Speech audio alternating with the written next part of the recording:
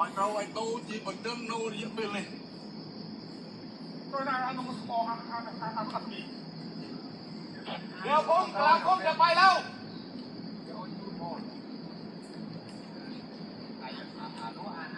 về đông bao á đông ban đi mớiไปเชียร์เบียร์ท่ายืนถึงทุกมันลงเนี่ยเลยจอยเราเป็นมายืนไงได้ยินไหมได้ใช้เนี่ยนะทุกการให้ไปเดี๋ยวนี้เลย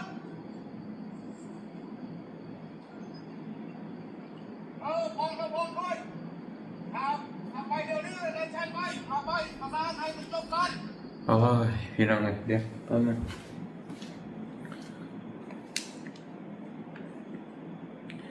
เสียบไมค์ก่อน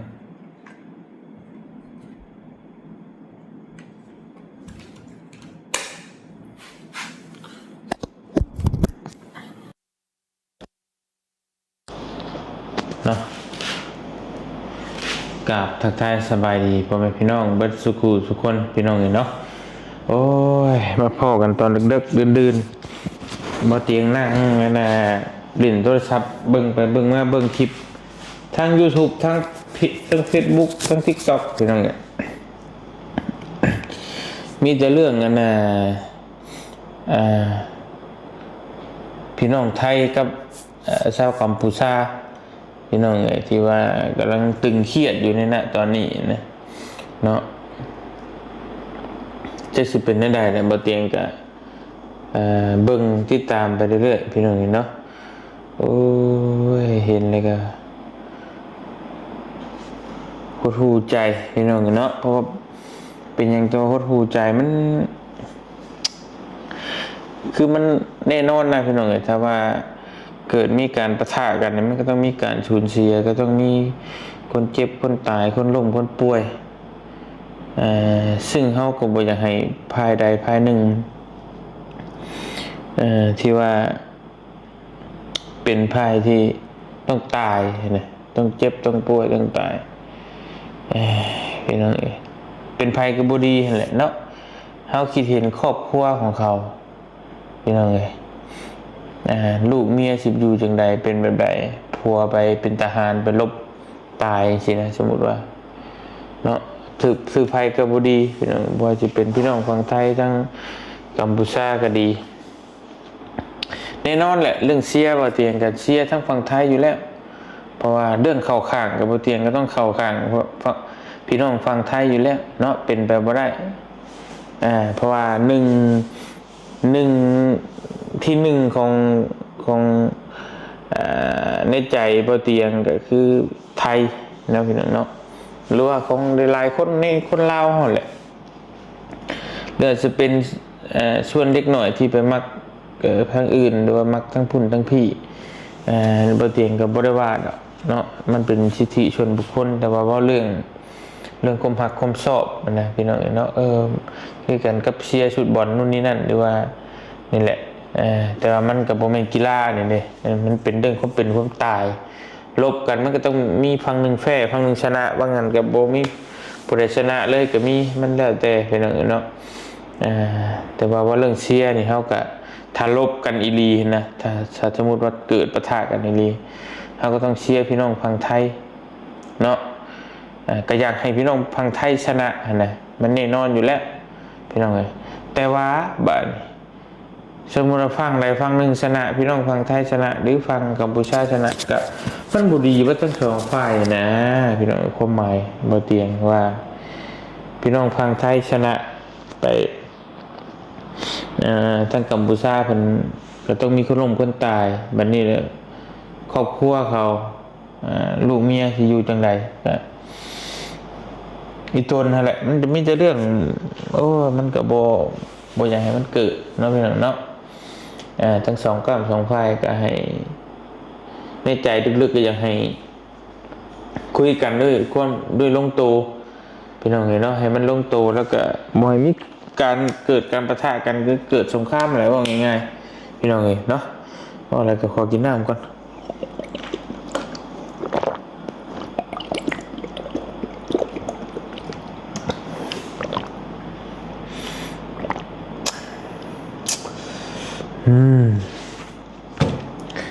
ข นาดว่าเฮาทุกมือนี่ก็ได้พี่น้องเนาะบ่ได้เจ็บบ่ได้ป่วยบ่ได้หยังแต่ยังว่ามีความทุกข์พี่น้องเจ็บออดๆไอ้เนี่ยเป็นไข้เป็นหนาวซื่อๆยังมีความทุกข์นับทาแล้วไปสู่รบตบมือถึงเมื่อแต่บ่ตายอาจจะพิการแขนขาดขาขาดโอ้ยพี่น้องมีแต่ความทุกข์เพราะฉะนั้นก็บ่อยากให้เกิดเลยเนาะสงครามแต่ก็ด้วยความที่ว่าคนเฮานอกจากพี่น้องเนาะจะสิเฮ็ดจังไดมัน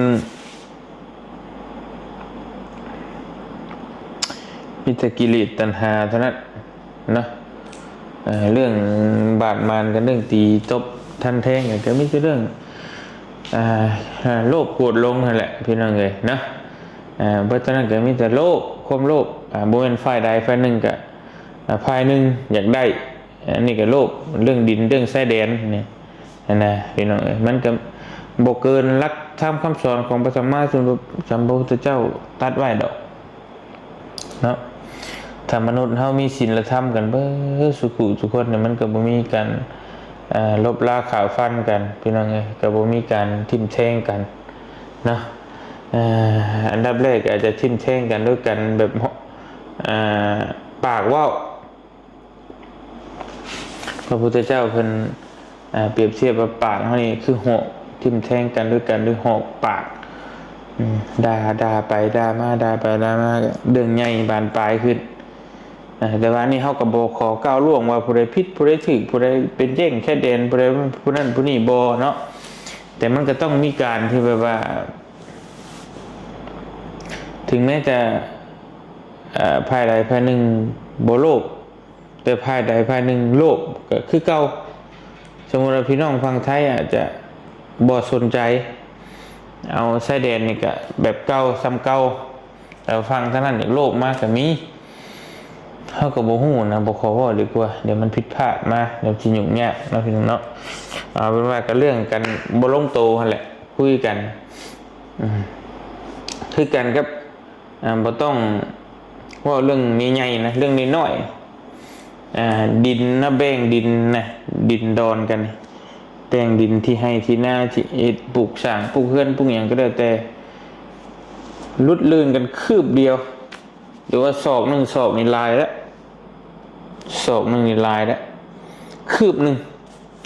บ่เห็นบ่พี่น้องเอ้ยคือบ่เตียงไปซื้อที่ให้น้องยืนบัดนี้ทั้งพ่อน้องฝนน้องว่าหันกับว่าตัวฝังรักเลยไปประมาณคืบนึงเนี่ยเพราะว่าเฮาเม็ดมันก็แทกมันก็บ่เป๊ะปานใดแต่ก่อนเนาะพี่น้องมันก็คาดเคลื่อนน้อยนึงบ่ยอมจนว่ามีปากเสียงกันแบบนั้นแหละพี่น้องอันนี้ก็น้อยนึงก็สิมันก็สิโอ้ยบ่เตียงกูอยากให้มันเกิดขึ้นเนาะแต่ว่าพอคุยกันได้ก็อยากให้คุยกันอรุ่มอร่วยซะพี่น้องบ่อยากให้มีการขาลั่นฟันแทงกันเนาะถ้ามันสิเกิดขึ้นอีหลีเฮาห้ามมันบ่ได้ก็แม่นแต่มีแต่ฝากถึงพ่อแม่พี่น้อง FC ทางฝั่งไทยเด้อพี่น้องเป็นกำลังใจให้สู้ๆเนาะขอให้เรื่องวิกฤตผ่านพ้นไปได้ด้วยดีอย่าให้มันเป็นเรื่องใหญ่เรื่องโตพี่น้องจังใดก็ฝากเป็นกำลังใจให้เนาะหนึ่งกำลังแรงใจพี่น้องสู้ๆทางทหารพี่น้องฝั่งไทยอย่าให้มันต้องลามบานปลายไปถึงแบบเป็นรบสงครามยิ่งใหญ่เนี่ยมันการสูญเสียการล้มกันตายแห่งสิเกิดขึ้นหลายพี่น้องเนาะบ่ดีแน่นอนต้องมีคนล้มคนตายเป็นแสนเป็นล้านนี่ครับ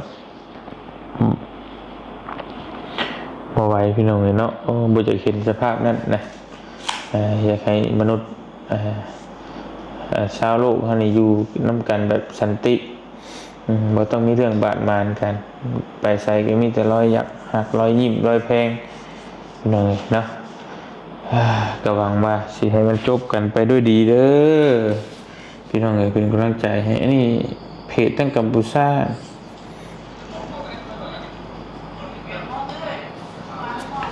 ไลน์ได้พี่น้องเอ้ยเนาะไปเบิ่งด้วยใน YouTube ใน TikTok ในข่าวออกทุกสำนัก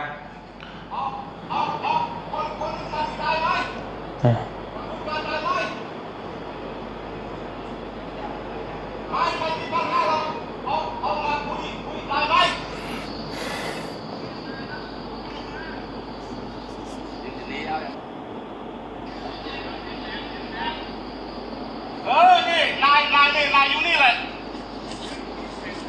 ผมไปเจอที่เป็ดเหรอไปเรานี่เราเที่ยว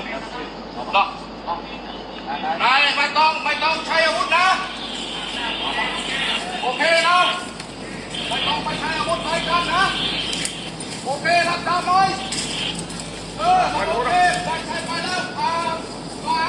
ไปแล้วขอบคุณครับ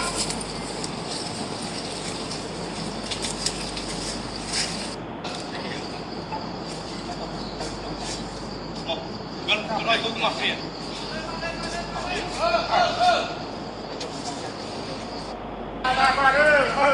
Đi nào mày nó. Đi nào mày nó.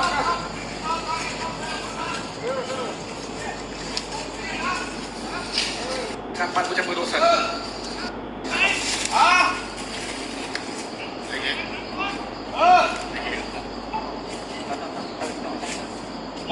Gần rồi tôi ngọc kìa.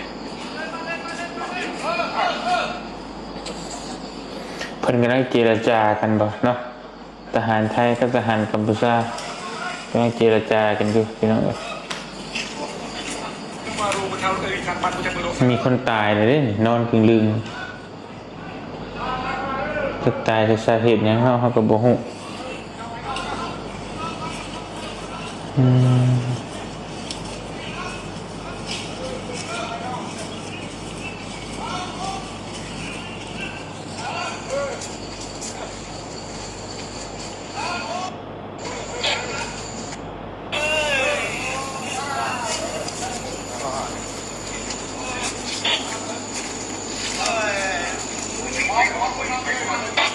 ไม่ใช่อยู่แล้วคุยกันพี่น้องกันนะเรื่องนี้อยู่ที่จงนะกันบ้านทีนี้ เจอกันแล้วพี่น้องเอ้ยทหารไทยกับทหารกัมพูชานะกำลังเจรจากันพี่น้องเอ้ยหวังว่าสิให้หวังว่าสิได้การเอิ้นว่าหยังยุตินะพี่น้องเนาะบ่ให้เกิดสงคราม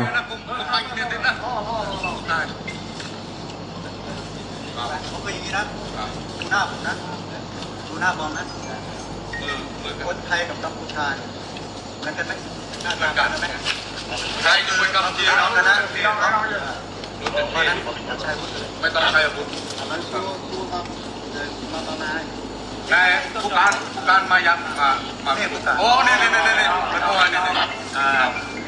ไปแก้แก้นะ เปลี่ยน หยุดก่อนใจเย็นๆมีอะไรลงมือเลยที่มาได้ยังไงมันไหลเยอะได้เนาะมาทีนี้ผมจะทำไมให้มันจบเลยนะพี่นะที่สามสำหรับคำเจ้าตะมงขอดูทำเรื่องเดียวอันดับแรก โอเคจงเพียนตีมวย ลำดับแรกให้เราหยุดตรงนี้ก่อนไม่มีการปะทะ รับตีมวยคือออยยืมชกใบนี่เยอะเปรี้ยงนี่ต้องรอโอเคดีครับ เสร็จแล้วก็เดี๋ยวถ้าเป็นไม่ได้เราถอนกำลังออกก่อน ทางนี้ยังทอยกำลังใจจิตไรสั่งบ้าโอเค ถอยทั้งสองข้าง ทอยต้องสองฝ่ายนะ ทั้งสองฝ่าย ครับผมดี แต่เดี๋ยวพุ่มชาผมกำลังเดินทางมา นี่คือไม่บัญชีการเกิดปุ่งเดอแจ้งโมบ่ากปุ่งแจ้งดำเนินโม ท่านกำลังเดินทางมาคาดว่าน่าจะใกล้ถึงแล้ว จิต$1ให้ไทยจิต$1ให้ เสร็จแล้วก็พอท่านมาก็พุ่มชาก็จะคุยกันอีก ពេលមេវិជាការលើកឹតមកទៀតហើយនឹងនិយាយគ្នាម្ដងទៀតបាទ ของท่านเนี่ยใครมาคุย ណែមេវិជាការយើងเป็นป่านี่គាត់ โดนเอง แกเป็นคนคุยผู้การเนี่ยเป็นคนคุย นะแล้วเจ้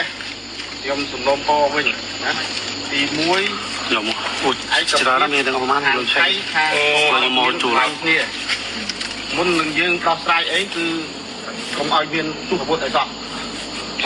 ถ้าเราคุยกันไม่ต้องไปใช้อาวุธนะครับนี่นะไม่ต้องไปใช้อาวุธก็ไม่ใช้แล้ว ตีฟี ครับ ของล้าง ในคำ nơi cái lay ná nơi cái lay nông cùng cùng cùng đó กำลังก็อยู่ไหนก็อยู่นั่นไปนะ คือใจจริงผมเนี่ย ครับ อยากให้ถอนออกเลยทางนู้นก็ถอนทางนี้ก็ถอน นะตา ไม่อยากให้มีกำลังในพื้นที่นี้ผมกลัวมันเกิดอุบัติเหตุมันวันนี้ ก็ถ้าจองอ้อยยังจังไปทางไหนยังเตรียมนี่จังตูรอยสั้น